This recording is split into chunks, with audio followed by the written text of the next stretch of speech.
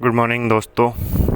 मैं doctor Ram Swaroop Dadij GL classes में एक बार फिर से आपका स्वागत करता हूं। और दोस्तों, आशा करता हूं कि आप सब घर पे होंगे, सुरक्षित होंगे।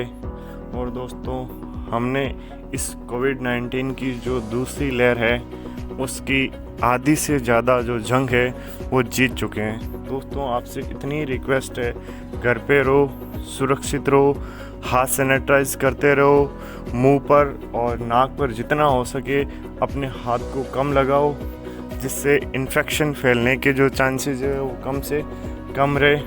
दोस्तों, हमने धैर्य रखा, इसीलिए हम इस लाइफ में आगे फिर से मूव ऑन कर रहे हैं। दोस्तों, थोड़ा सा पेशेंस और रखो, हम इस जंग को भी जीत जाएंगे और अपनी जो लाइफ है एक बार फिर से नॉर्मल जिएंगे।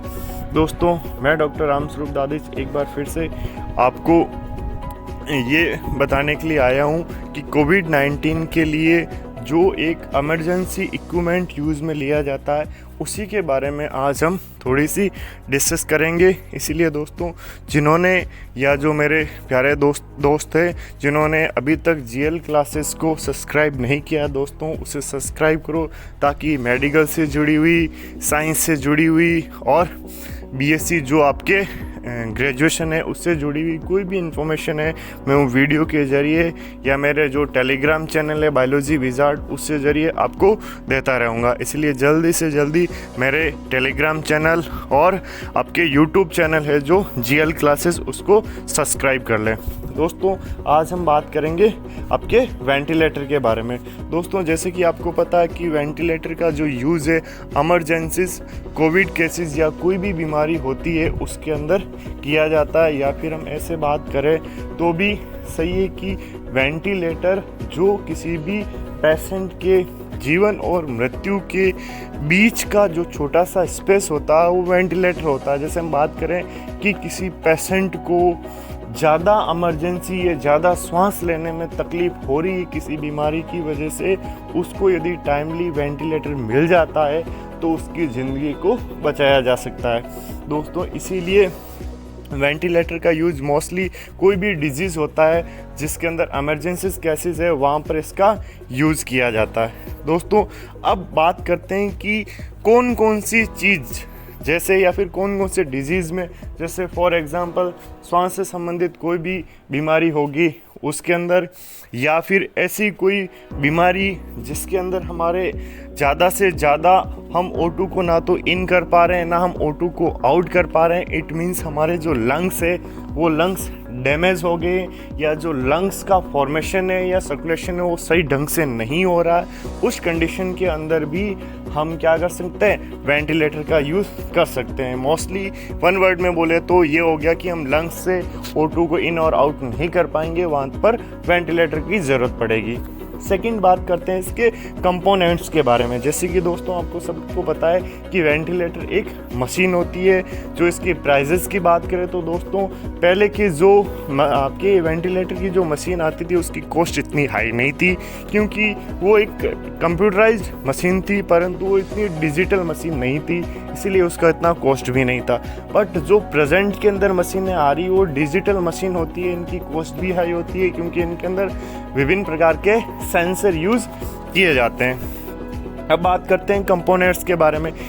इस वेंटिलेटर मशीन के पीछे की ओर 2 ट्यूब लगे रहते हैं, और ये ट्यूब सीधे जो हमारा हॉस्पिटल होता है उस हॉस्पिटल की जो ऑक्सीजन टैंक है या सप्लाई जहाँ से ऑक्सीजन की हो रही है वहाँ से जुड़े रहते हैं। और इन दोनों ट्यूब के बीच के अंदर एक मिक्सर लगा रहता है, और ये मिक्सर क्या करता है कि दोनों ट्यूब से, एक से तो एयर आती है और एक से O2 आती है, इन दोनों को मिक्स करके पेशेंट को देता है, जिससे जो उसकी बॉडी लंग्स के अंदर प्रेशराइज करके ऑक्सीजन को दिया जाता है, जिससे लंग्स के अंदर फिर से ऑक्सीजन इन हो सके, ऑक्सीजन आउट हो सके।